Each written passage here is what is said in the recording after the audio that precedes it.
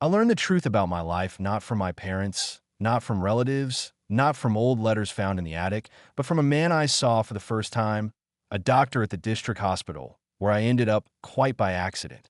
I still remember his gaze, too long, too attentive, as if he were looking not at an x-ray, but at me myself. At the time, I didn't understand that everything my past was based on would collapse at that moment, but there was something wrong with his pause, with the way he put down his pen, something that made my skin break out in a cold sweat. "Are you sure your parents have always been honest with you?" he asked, without looking up. What? I was confused. What does this have to do with my parents? And he just nodded at the photo, as if to prove that it was useless to deny it anymore.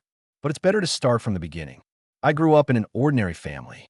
At least, that's what I used to think. A small two-room apartment on the outskirts of town.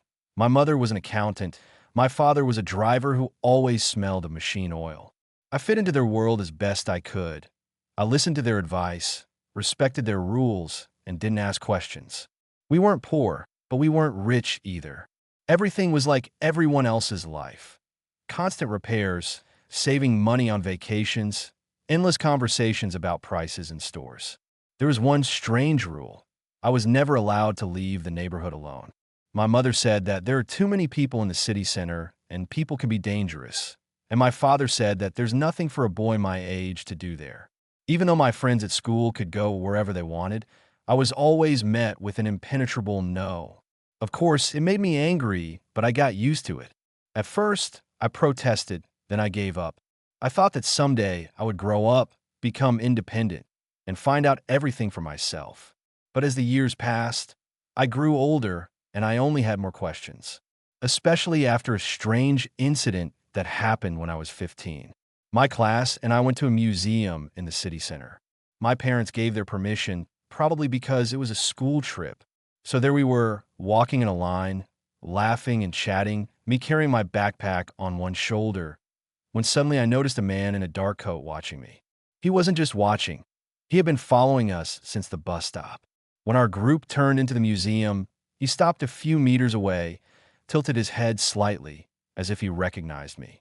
His eyes widened, his lips trembled, as if he wanted to say something but changed his mind. And he disappeared into the crowd. I didn't think much of it, although I will remember his gaze for the rest of my life. Let's go back to the hospital.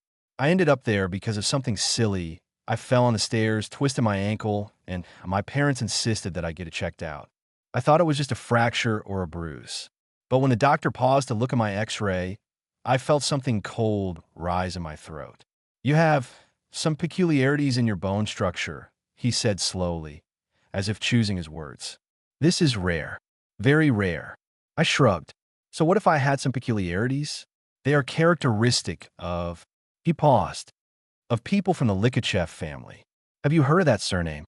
And then something inside me snapped. Because I had. Very well. That surname was on the list of victims in the news 15 years ago. A family that disappeared after a fire in an old house on the other side of town. At the time, everyone was talking about the tragedy and the fact that not all of the bodies had been found. 2 adults, a little girl, and a boy who was never found among the charred remains. A boy my age. I paused, my lips parched, and asked, "Are you saying that I'm not saying anything." The doctor raised his hands. "I'm just saying that some of the signs match.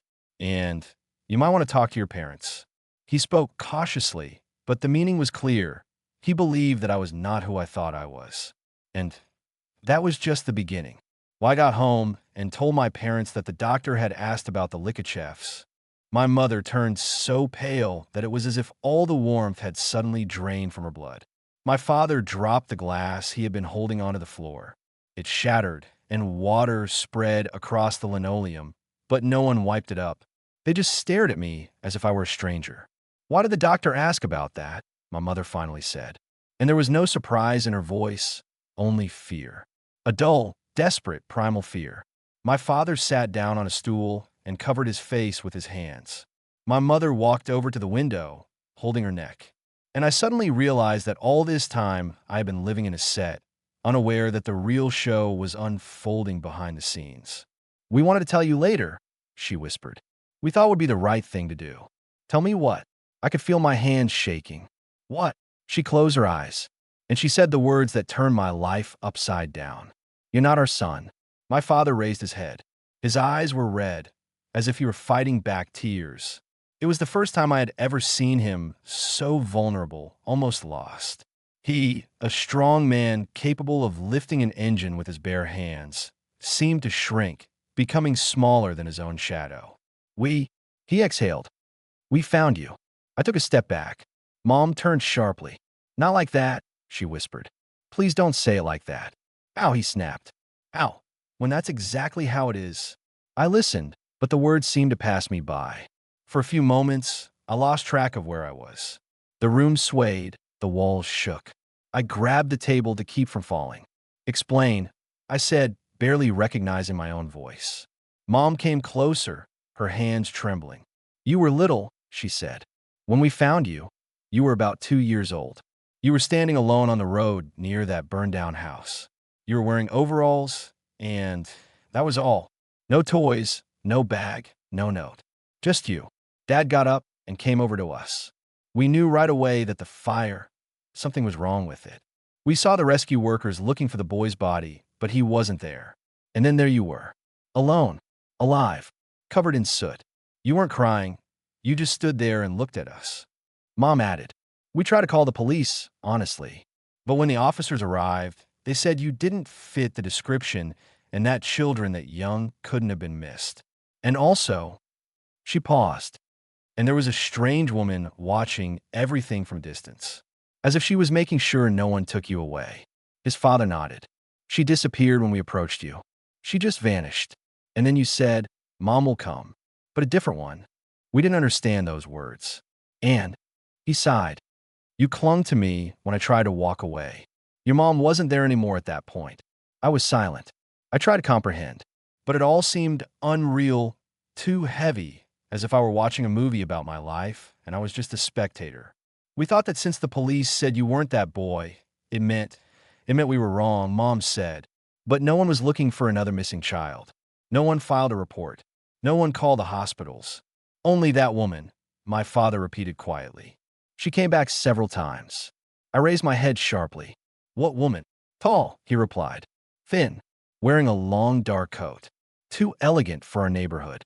She looked at the windows of our apartment. Sometimes she looked right at you. We wanted to talk to her, but she always left before we could come out. I felt a chill run through me. This image, a tall man in a dark coat, matched what I had seen when I was 15. Why didn't you tell me earlier? I asked. Because, Mom sobbed. We were told to keep quiet. Who? The answer came in a whisper. That woman. I didn't sleep all night.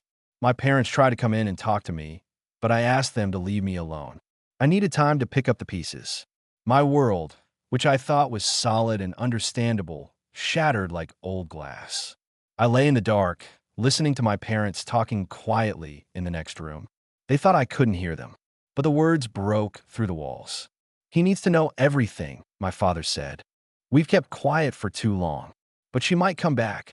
My mother cried. What if she comes for him? She said then. I moved closer, pressing my ear against the wall. She said, my mother continued, that if we reveal the truth, he will remember what is better forgotten, and that we will regret it. My father snapped. I'm not afraid of her anymore. I'm afraid that he will live his whole life in a lie. Silence. Then his voice quiet, broken. He's our son. Ours. Mom sobbed quietly for a long time. I closed my eyes. I wanted to believe that they were my parents. I wanted to hold on to that thought as if it were my last resort. But now there was a chasm between us, and I needed to know the truth. The whole truth. The next day, I decided to find something, any evidence, documents, photographs. And I found it. Not on purpose, just by accident. In an old closet in the hallway, behind a box of unwanted dishes, there was an envelope. It was old, yellowed, with uneven edges. It said, do not open until the time comes. My fingers were trembling. The envelope was sealed with wax, faded but intact. I broke it too easily, as if it had been waiting for this all these years, and took out the contents. Inside were a birth certificate in the name of Alexei Likachev, a baby's medical card with a date that matched mine, A torn page from a school notebook with crooked handwriting. My mom said that if they find me, I have to keep quiet and remember only what they tell me. Otherwise, she will die. I sat down on the floor. My heart was beating so hard that I could hear in my ears. It was my child's handwriting. My handwriting. I recognized it by the uneven letters, by the way I always wrote the letter too wide. So I knew. I knew once, and I forgot. I was so horrified that I almost dropped the papers. I was shaking. My fingers turned white. At that moment, I heard, very quietly, the sound of the front door opening. I looked up, and I saw a silhouette in a dark coat. She was standing in the hallway. Tall, thin, her face hidden in shadow. "You've grown," she said. Her voice was cold, even painfully familiar. "And it seems you've remembered more than you should." My throat tightened. I couldn't say a word. "Your parents." She slowly stepped forward. "Did something they shouldn't have. They broke their promise. And now we have to start all over again." She held out her hand, and I saw a burn on her wrist.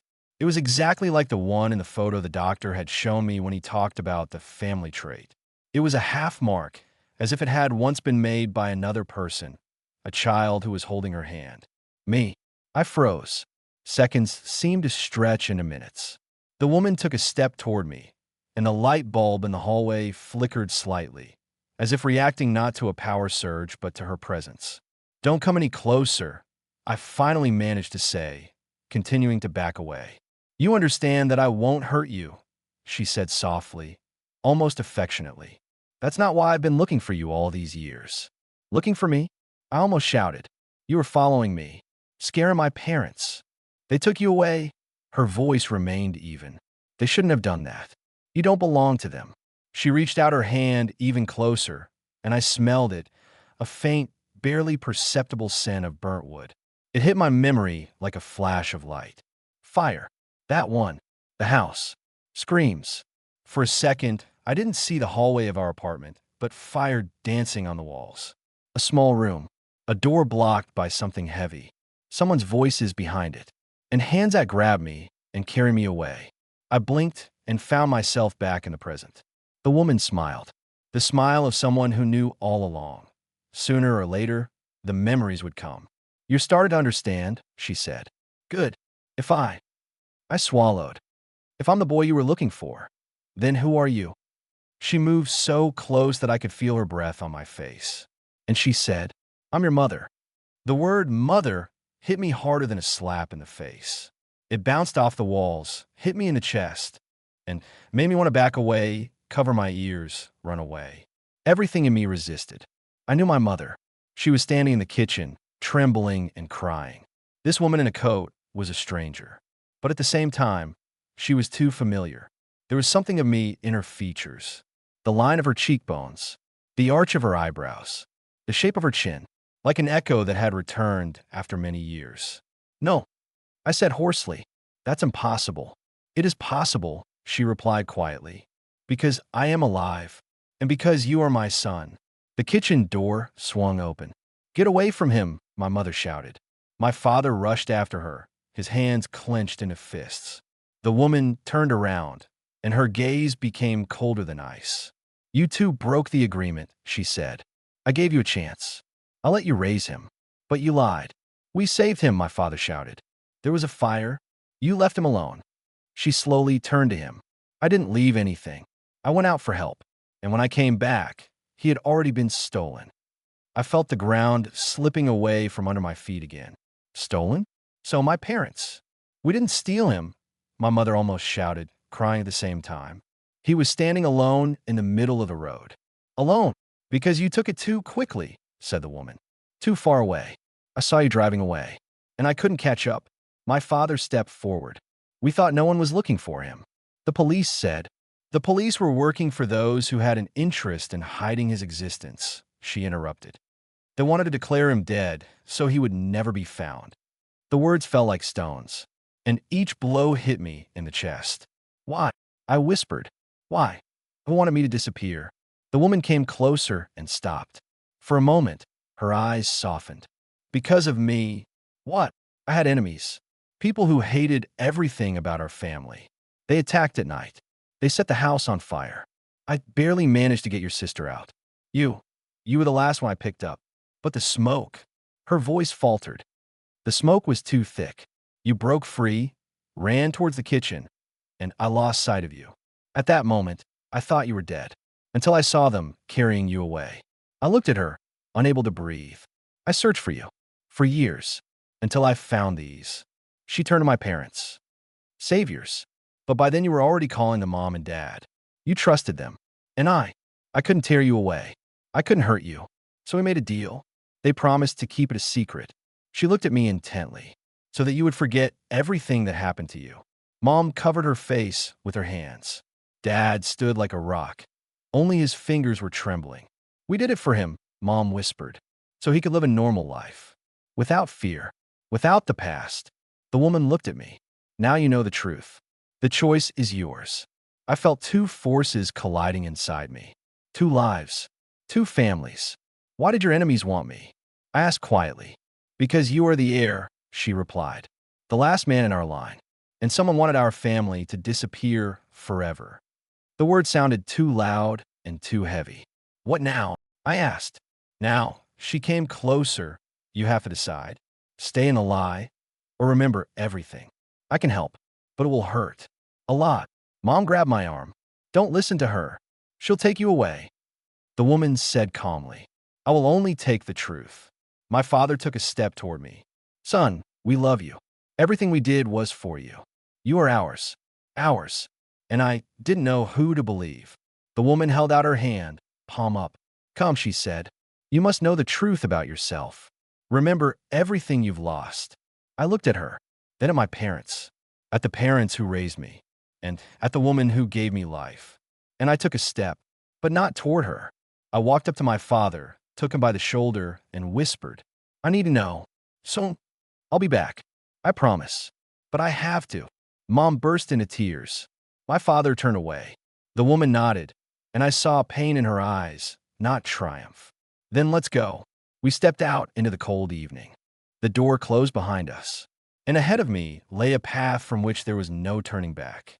The night was dark and damp, as if the weather itself knew that I was taking a step that would divide my life into before and after. The woman walked slightly ahead of me, her dark coat rustling softly against the fabric of her pants. She was in no hurry. On the contrary, her steps were confident and measured, as if we were in no rush to get anywhere, although inside me everything was screaming, demanding answers, demanding explanations. Where are we going? I asked when we had walked a few blocks away from the house. To where you will remember everything, she replied calmly. To where it all began. To the ruins? My voice trembled. No, there's nothing there anymore, just a new house. People live there without even imagining that beneath their floors lie the charred traces of the past. We're going to a different place. You'll see. I watched her out of the corner of my eye. It seemed to me that there was something familiar about her gait, as if I had seen her move before. Maybe in my childhood, like a child watching his mother's steps, trying to match her rhythm. The feeling was too subtle, too fragile to draw any conclusions from. But it was there. We reached the bus stop. The woman raised her hand, as if ordering the bus to stop, even though it was already slowing down. I sat down next to her, feeling the passengers turn away, as if she and I were exuding attention that could only be sensed intuitively. She was silent the whole way. So did I. The words inside me were tangled, turning into a knot. But when we got off at the old park where the streetlights shone with a yellow, almost painful light, I couldn't take it anymore. If you're my mother, why did you wait? Why didn't you come to me right away? Why didn't you tell me the truth when I was little? She stopped next to a bench. She turned to me, the wind ruffling her hair slightly, her eyes reflecting the dim lights like broken moons. Because you were scared, she replied quietly. And because you're unrecognizable now. You've been given a new life, new parents, a new identity. You call them mom and dad. You laugh with them, ran to them whenever you were in trouble. What would I have become if I had torn you away from that? I was silent, and there was logic in her words. But there was also something else, a pain that was impossible to simply accept. You mentioned an agreement. Yes. She nodded. We agreed that they would keep quiet, that they would give you time, that they wouldn't dig and wouldn't let you dig, and that you wouldn't seek the truth before the time came. And the time has come. You started to remember, she said. And you can't stop now. I clenched my fists, but I only found the documents. These aren't memories. She smiled strangely, sadly. You've already remembered the smell. A chill ran through me. What smell? Burned wood. She touched my shoulder. You smelled it when you saw me. I took half a step back, as if her touch had burned me. It's just a coincidence. No, it's a memory. The first one. Small, but real. There will be more. She continued down the path, and I, without knowing why, followed her. We came to a small abandoned building. It was either an old substation or a warehouse. It was hard to tell, as everything was overgrown with ivy and covered in cobwebs of time. The woman took out a key, an ordinary metal key, and she opened the door as if it were her home. Come in. I wanted to ask why she had a key to this place, but it was too dark and too quiet inside for words to come easily. When she turned on the light, small and dim, I saw the room, and everything inside me froze. There were photographs hanging on the walls. Hundreds of photographs. A little boy, me, at different ages. On the playground, on the way to school, on the bus, in class, at the table in the apartment. The photos were taken from a distance. Secretly, like an observation. What is this? My voice sounded hollow. I was watching you, the woman said calmly. I needed to know that you were alive, that you were safe. This is crazy. I shouted. This is insane. This is stalking. Her gaze became firm. It's motherhood. I recoiled. A mother will always watch over her child if he is in danger, even from afar, even if he thinks she's a monster. I looked at the photos, at dozens of versions of myself that I never knew existed, and suddenly I noticed one detail. None of them included my family. Not my mother. Not my father. No one. Why? I swallowed. Why did you only photograph me? Because they're not important, she replied. You are important. Your life. Your safety. And the threats from whom? From the people who started the fire. They haven't stopped. They've been following every lead. If they find out you survived. She ran her hand across her throat. I felt my heart beat faster. But why did they want me? What could I have done to them? She looked at me with a long, heavy gaze. It's not about you. It's about your father. What father? I barely managed to say. Your real father, she said. The man who died that night. I was silent, but inside I was seething. She continued. He had a secret. Something that could destroy the people who rose to power on lies. He was going to pass it on to you, but he couldn't. The fire wasn't an accident. It was an attempt to destroy everything related to him. She walked over to the table. She opened the drawer and took out an old, burnt notebook. It belonged to your father, she said. I've kept it all these years. And now you must read it. I took the notebook. The pages were sooty, some charred around the edges. But on the first page, which had miraculously survived, there was a line.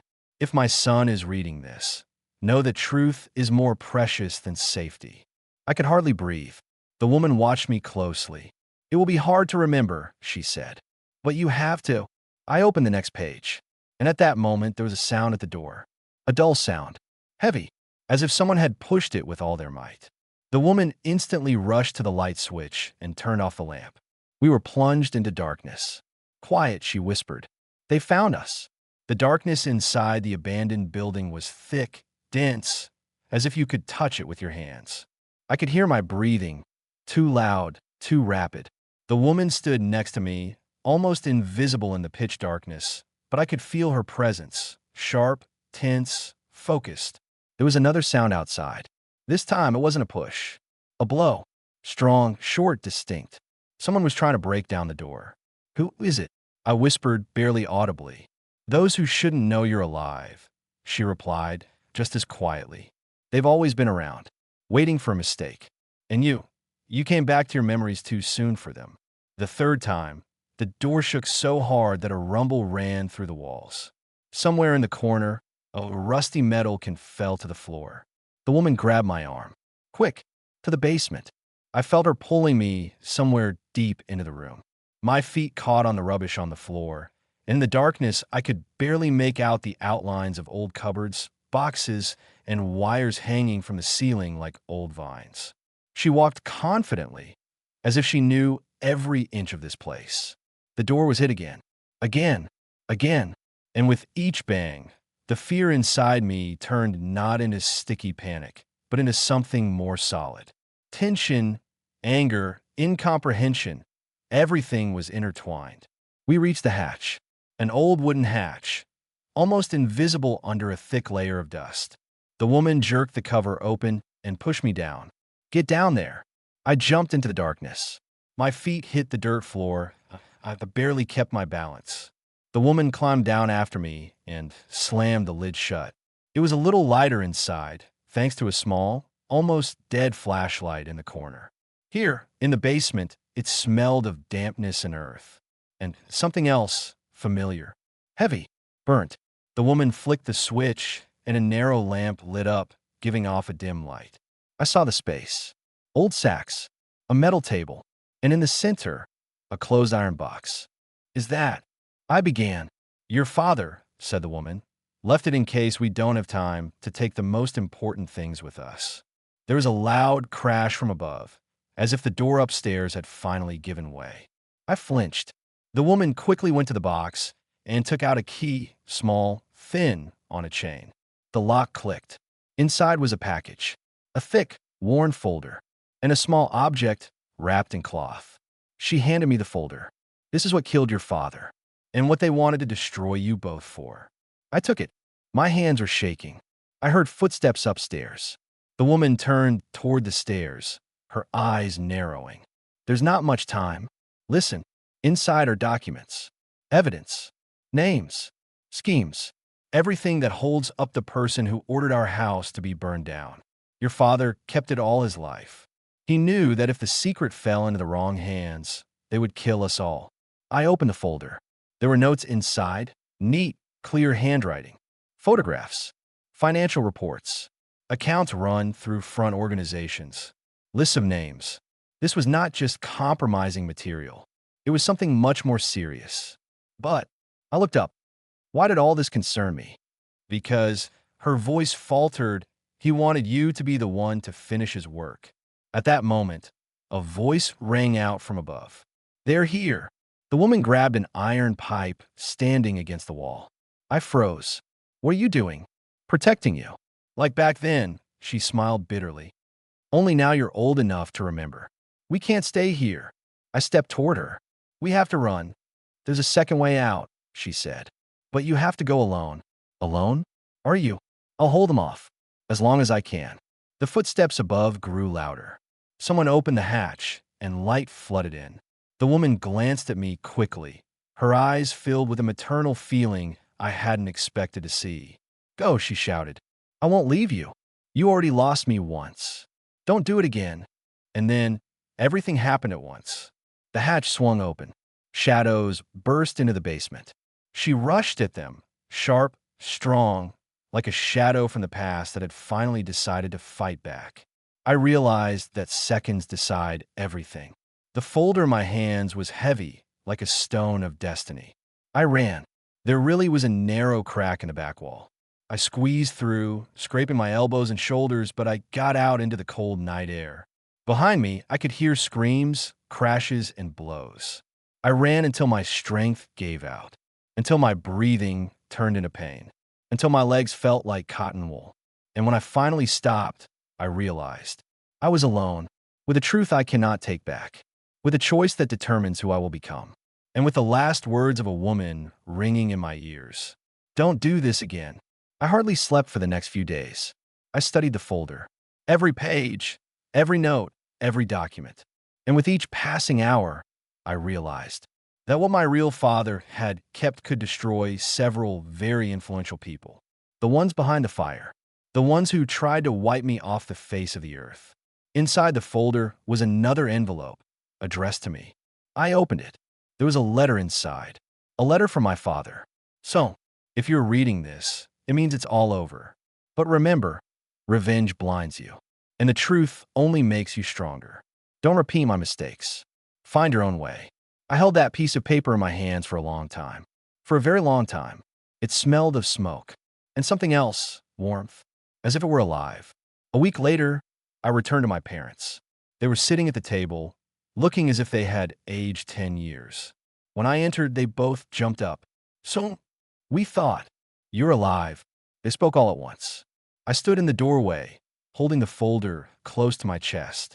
I know the truth, I said quietly. About myself, about her, about you. Mom covered her face with her hands. We couldn't do anything else. My father lowered his head. We loved you. We still do. Everything we did was for your sake. I moved closer. I sat down next to them. I know, and I meant it sincerely. They weren't strangers to me. They were my family, even if not by blood. I didn't tell them everything. I didn't tell them about the people who were after me. I didn't tell them that now I had to decide whether to follow in my father's footsteps or break the chain. I just said, I need time to understand who I am. We'll be here for you, my mother said quietly. Whatever answers you find, my father added. And for the first time in a long time, I felt silence. Calm, real. Not because it's over. It's because I made the decision myself for the first time. Several months passed. I moved. I started a new life. But the folder is still on my desk. And every time I open it, I smell the scent. The smell of burnt wood. And I hear the words of the woman who appeared in my life like a shadow and disappeared just as suddenly. My mother. And my unfinished story. Sometimes I think that one day I will continue her work. Sometimes I think I'll burn the folder and let go of the past. But for now, I'm learning to live between two truths, between two families, between two versions of myself. And somewhere deep down, I understand. Sometimes secrets don't destroy lives. Sometimes it creates it anew. And this is my new path.